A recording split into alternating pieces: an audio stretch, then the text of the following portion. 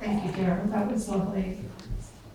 That music reminds me of the flowing and falling of cooling waters. And so think about that as we sit here in the warmth of the day.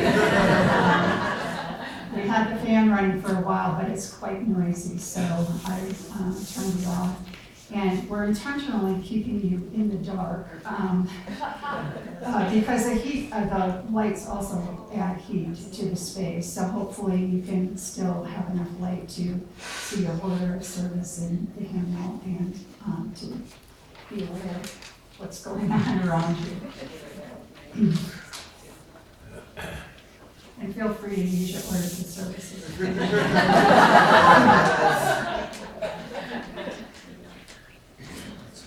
In his widely acclaimed book, The Mystic Heart, Brother Wayne Teasdale proclaims interspirituality as the religion of the future. Now, to set your minds at ease immediately, this is not a plot to form one world religion. Teasdale defines interspirituality as a cross-religious sharing of interior resources, the spiritual treasures of each tradition. The Mystic Heart describes how these very traditions are now beginning to meet and support each other, transforming human consciousness to the realization of a greater truth. In the tumult of our current times, I think it is important to be reminded that there are many good things still happening in the world also. During the first week of November 2018, just last November, the 7th Parliament of World Religions was held in Toronto, Canada. Over 8,300 people from 81 countries, representing 118 spiritual and secular traditions, met for the stated purpose of global understanding, reconciliation, and change. Out of the 10 main program tracks, I thought it would be interesting to mention just several of them here. 1, Indigenous people presenting the spiritual evolution of humanity and the healing of Mother Earth. 2, science and religion, an interreligious dialogue enhanced by scientific understanding. Sounds pretty you. One track was simply called Interfaith Understanding and Engagement, and another, Justice, advancing concrete change towards a just, peaceful, and sustainable world. The 15 keynote speakers represented such diverse backgrounds and perspectives as author, activist Margaret Atwood, to Venerable Dharma Master Shindao, Rabbi David Rosen, Dr. Karen Armstrong, and His Holiness Puja Swami Chidanand Swaraswatiji. No, I will not say that 3 times fast. That was interspirituality on a grand scale. But here in our own community, there is an interfaith religious leaders group that meets regularly. And as I peruse the literature available right here in Beacon's lobby, I found 3 brochures. The Faith of a Unitarian Universalist Humanist, The Faith of a Unitarian Universalist Christian, and The Faith of a Unitarian Universalist Theist. And I think that we probably could, maybe even should, include brochures on the faith of Unitarian Universalist Buddhists and the faith of Unitarian Universalist pagans. So, although the word interspirituality might be unfamiliar to some of you, it is an integral part of the concept and the practice of Unitarian Universalism. Within our own liberal religion, we are a microcosm of interspirituality. Wayne Teasdale's work was inspired by that of Father B. Griffiths, a British Benedictine monk who lived in India from 1955 until his death in 1993. He maintained an ashram, Shantivanam, and built a monastic community following the Benedictine tradition in an Indian style, and living a simple life focused on the intense practice of contemplation and meditation, very Buddhist. Not content with bridging Christian, Buddhist, and Hindu traditions, Griffith also added science into the equation. He believed that scientific breakthroughs, notably in quantum mechanics and biology, and discoveries in transpersonal psychology, would transform the old antagonism between spirituality and science into a more congenial relationship. He held a vision of a reality built on both intellectual integration and direct experience.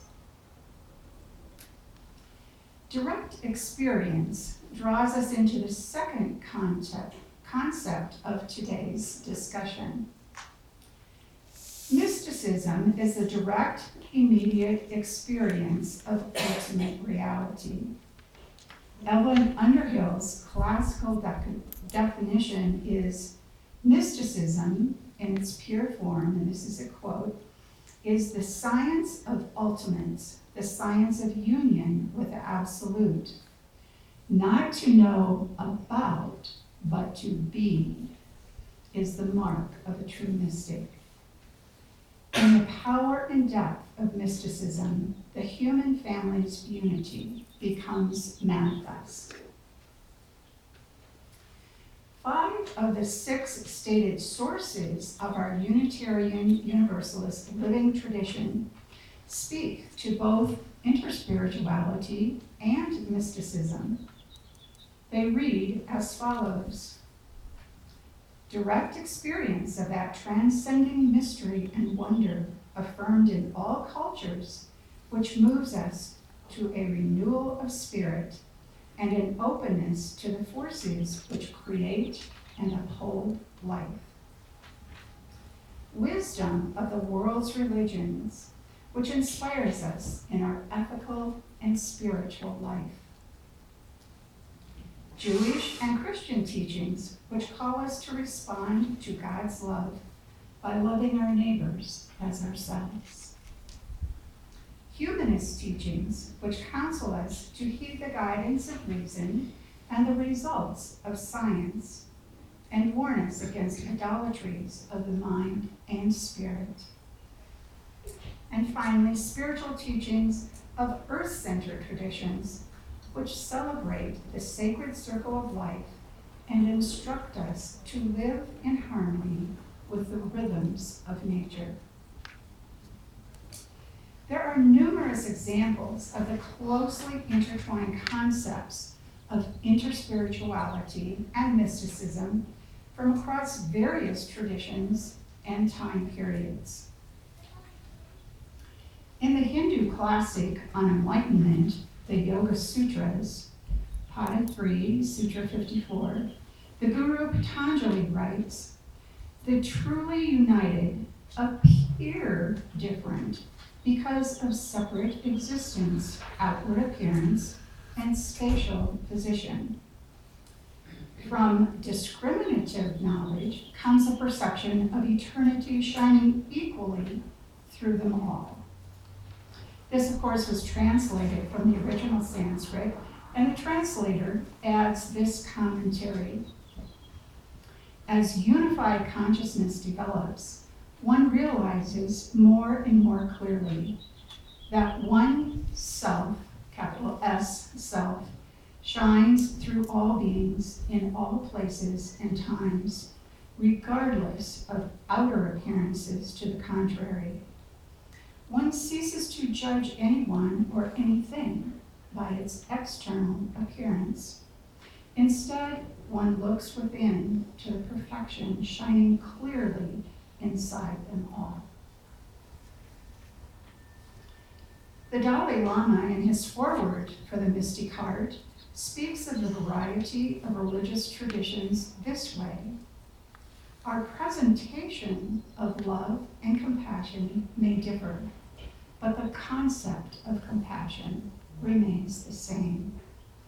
Once we realize this and appreciate its deeper implications, it automatically brings genuine respect for other religions, and respect acts as a foundation for the development of harmony between different religious traditions. Mystical, direct, personal relationship with God is inherent in the Jewish tradition. Jewish history and scripture are filled with stories and examples of this immediate, engaged relationship. The archetypal image of this is Moses' encounter with the burning bush.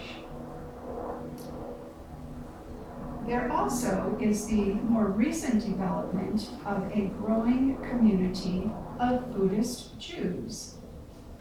Roger Kamenetz, poet, writer, and professor of English literature at Louisiana State University, describes this in his book, The Jew in the Lotus, a rediscovery of Jewish identity in Buddhist India. And you caught it, a very clever reference to the mantra that we use for chalice lighting this morning. The Jewish community and the Buddhists have come a long way in their dialogue process.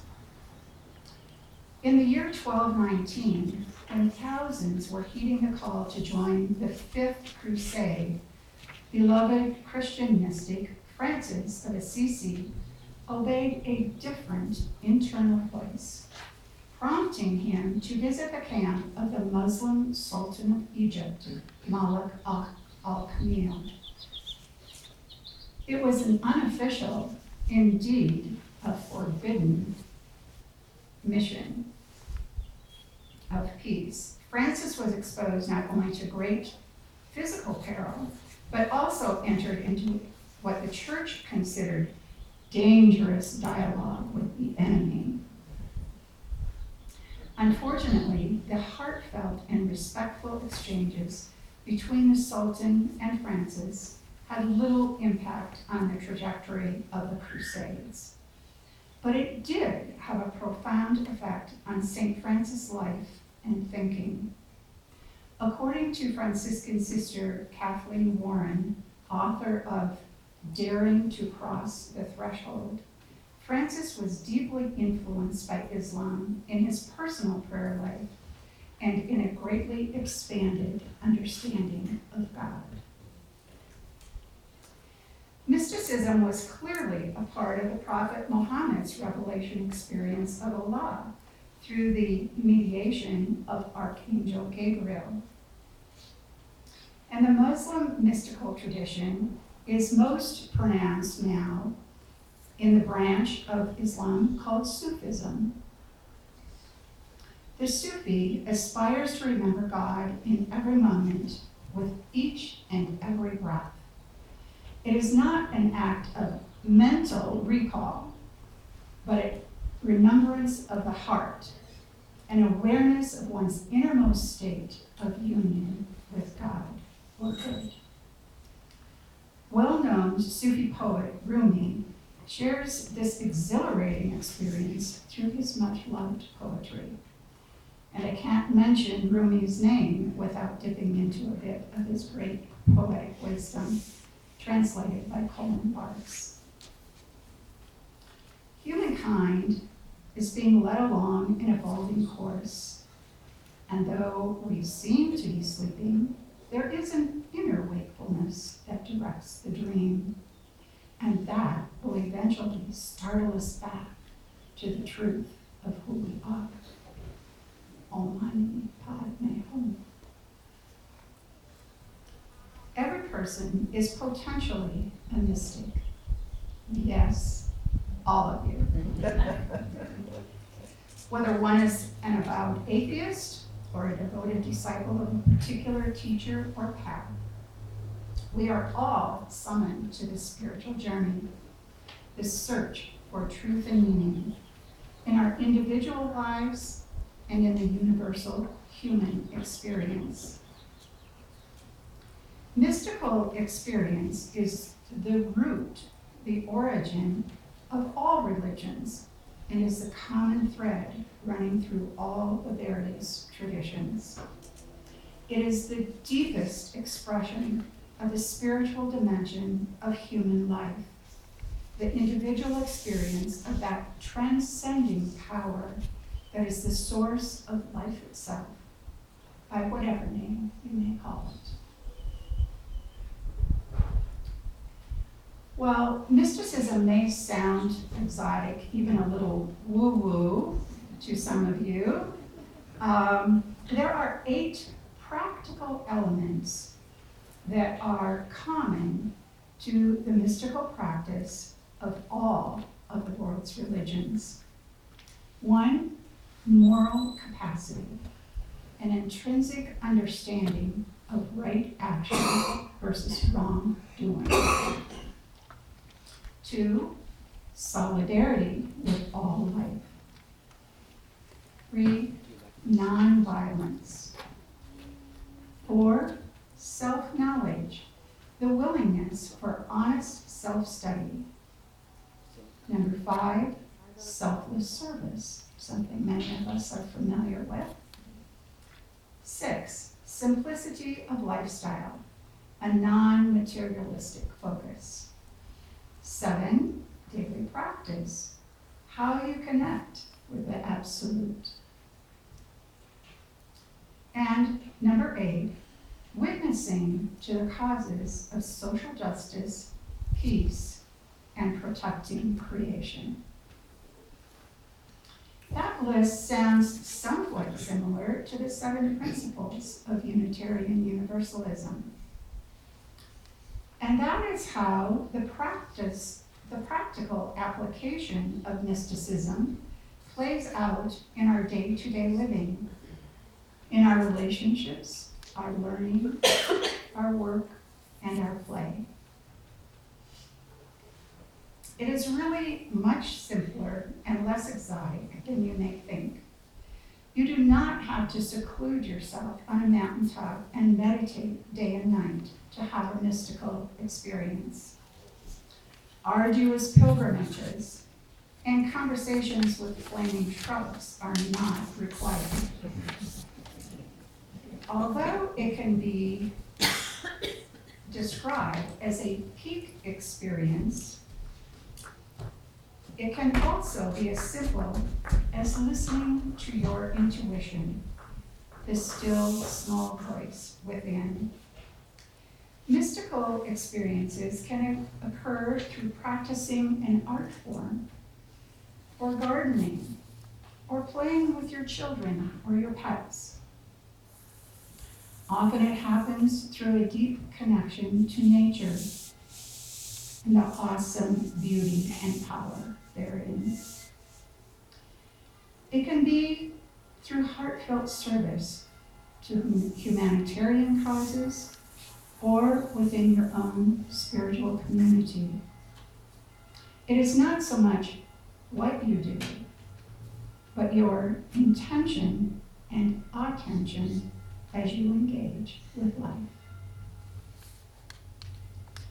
Being fully present and connected is the key. Part of my personal practice relating to that element of willingness for honest self-study plays out through my engagement with soul collage, a creative process for self-exploration using images, imagination, and intuition. What happens in this process is a kind of magic or mystical experience where parts of myself, many of which have not been in my conscious awareness, come forward to share their wisdom, their humor, or their need for healing. It is a practice of deep listening to many parts of me and integrating them into the whole of who I am. This sense of wholeness helps me be a better person, the person that I would like to be. It helps me understand and accept my strengths and my weaknesses. It gives me clues for building healthier relationships. It shows me where I'm out of balance and need some adjustment. So regardless of the path that you choose, whatever works for you, I invite you today to find your own mystical path and follow it. For I agree with Brother Teasdale that by developing the mystic's heart individually and collectively, we will lead the transformation in human consciousness that will eventually create a world of peace and harmony that we can all share.